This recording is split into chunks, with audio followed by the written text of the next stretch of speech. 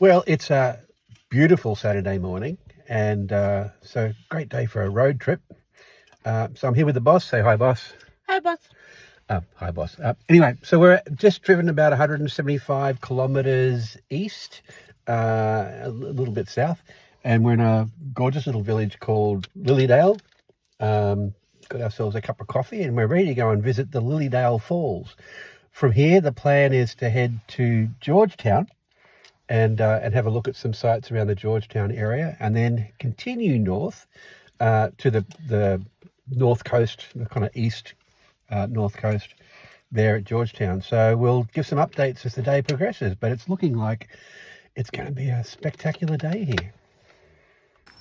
Apparently there are two sets of falls here, one that's about 5 minutes away and then one that's about 10 minutes away. But the scenery just as we arrive here is gorgeous. These ferns are spectacular.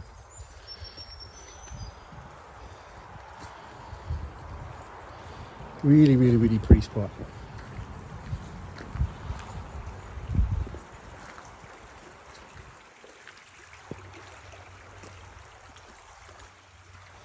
And if you're careful, you can listen to the water here. Beautiful little creek just down below us.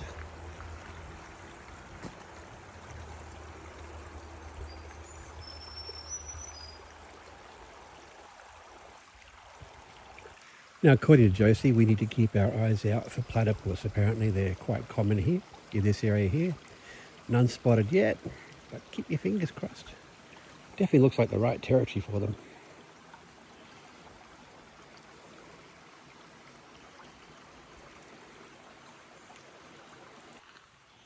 Everything about this place is just beautiful. And as is so typical, they've created great walking path. Very clear, stable, very accessible.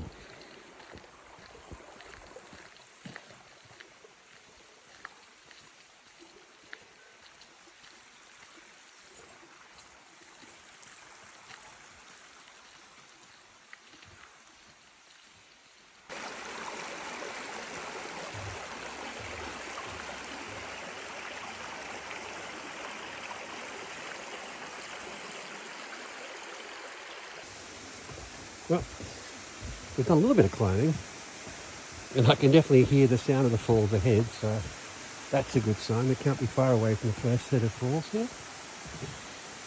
There are parts of the track that are pretty slippery and uneven, so a bit of a contrast from what I showed you a moment ago. So you definitely need to be prepared to do a little bit of climbing, but nothing too extreme. And just like that, here we are at the first set of falls. Gorgeous little spot.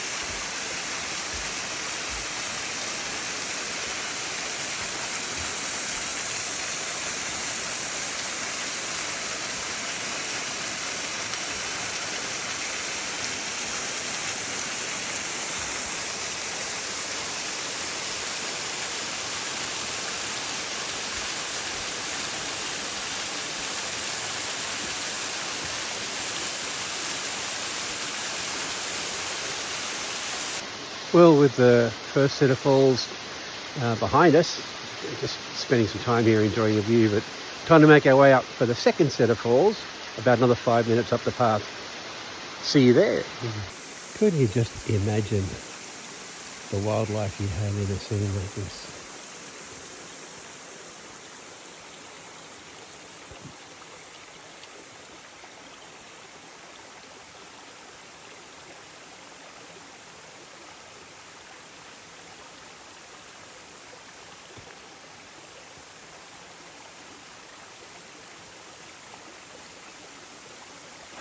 As we continue our path up the river, or the creek, we find ourselves coming to another platform. And there they are, the second set of falls. Let's just get up there and have a look.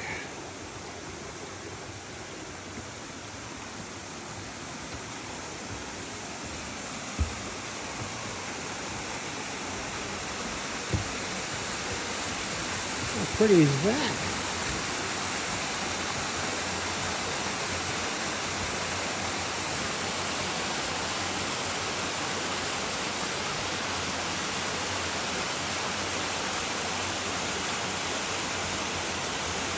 All right, having seen both sets of falls, we're going to head back to the car, and then I think the next stop's going to be Georgetown, but you never know, we might find something along the way that piques our interest, and that's Tassie. Keep finding things we didn't expect here, but this was just such a great find.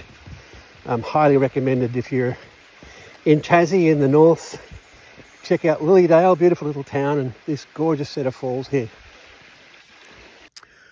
Well, I did say that we might get distracted on our way to Georgetown, and we did. We stumbled across the ghost town of Lefroy, Tasmania. We're about half an hour away out of Georgetown. Lefroy was a very active, very successful town in the 1800s, 1860, I think it was, that they discovered gold here. And as was the case in many parts of the world where gold was discovered, things bloomed. This was the first major gold rush in Tasmania, from what I'm reading. I'm actually standing in the graveyard, Lefroy, and I'm looking at graves that date back to the 1800s, the mid-1800s and early 1900s.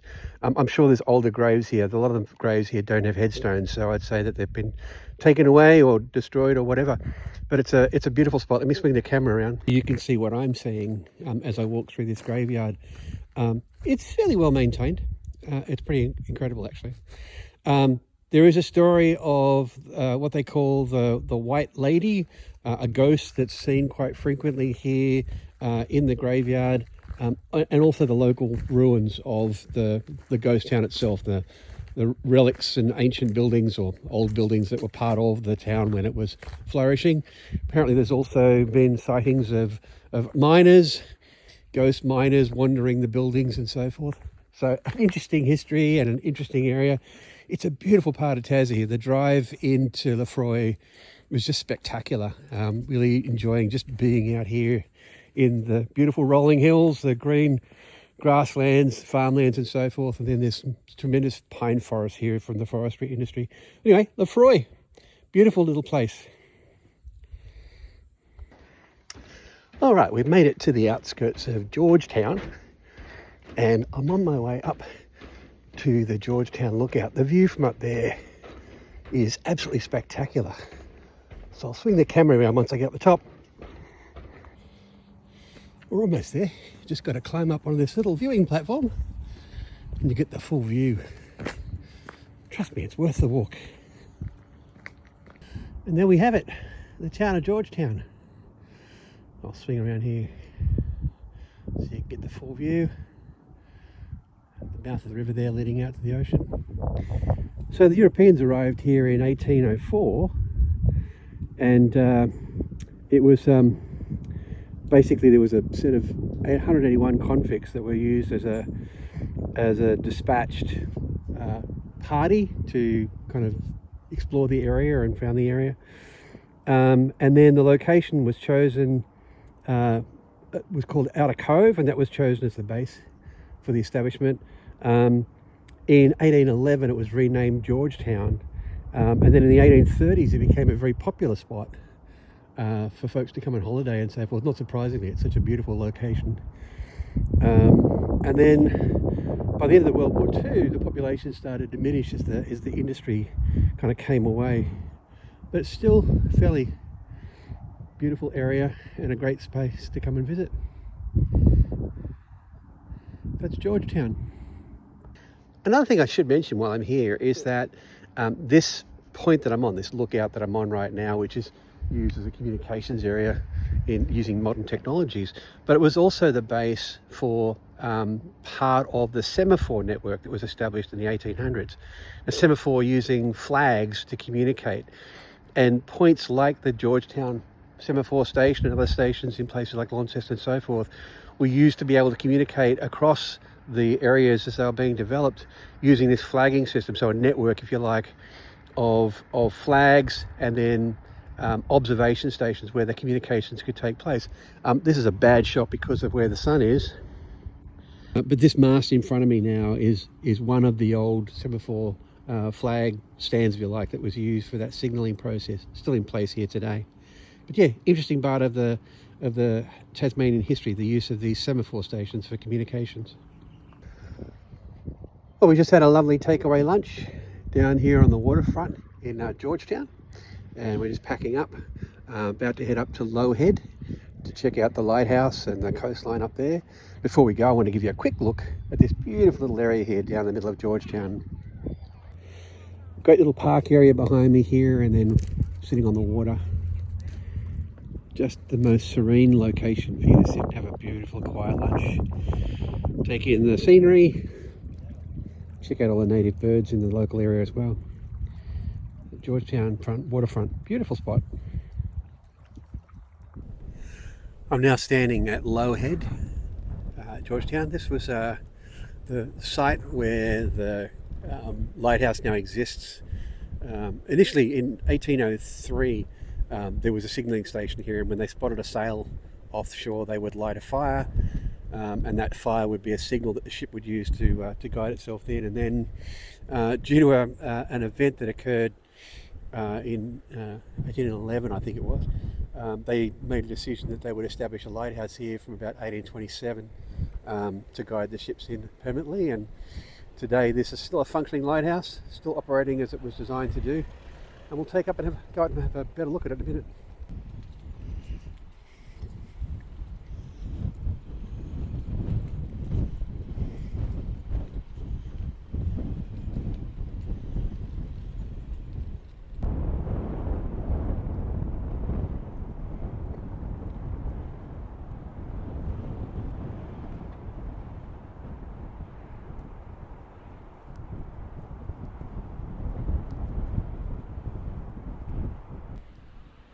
There she is, the Low Head Lighthouse in all her glory.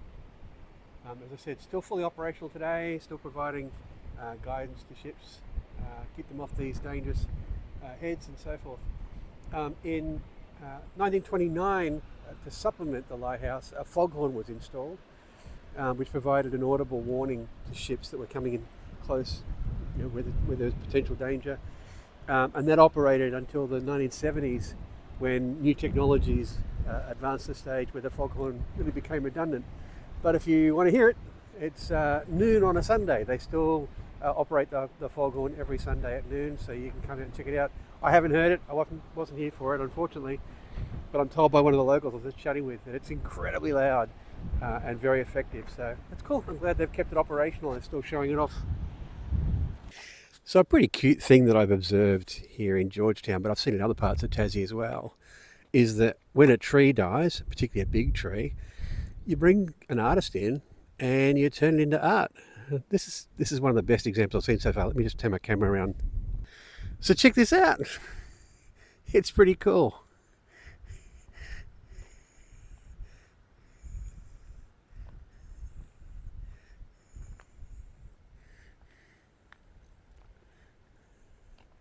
I'm not sure who the artist is. There's a plaque up here. I'll go and check it out. But they've done a really great job with this. It's pretty awesome. Let me see what the plaque says.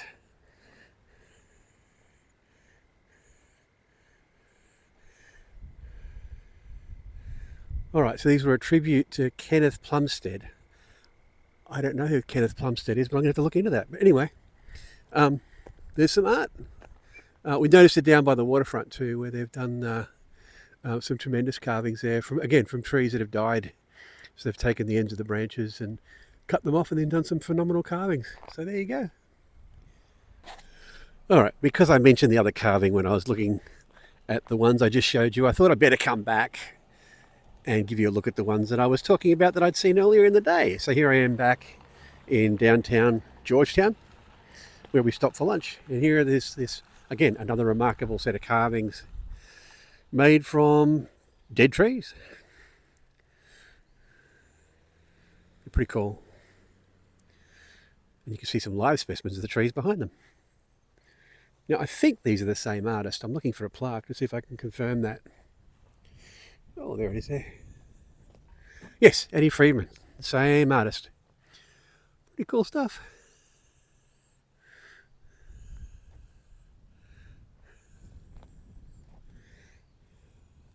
As we make our way back towards Burnie and home, I decided I'd head across the water from Georgetown to a little spot called Beauty Point. And this place is so aptly named Beauty Point. It's just gorgeous. And the sun's getting quite low in the sky right now, so the lighting's pretty cool. But what a phenomenal spot. Wouldn't it be lovely to have a little boat parked out there and to be able to come down here and have a bit of a sail or a canoe or whatever? Just spectacular. Anyway, this may be the last update of the day. I don't know. Been a pretty awesome trip. We've had exceptional weather all day today. Just perfect. And so we're probably an hour and a half, nearly 2 hours from Burnie, so we'll probably make the journey back. But I hope you've enjoyed a little bit of the sights that we've given you on the northeast coast of Tasmania this time. And wherever you are, I hope you're having a spectacular day and living your best life.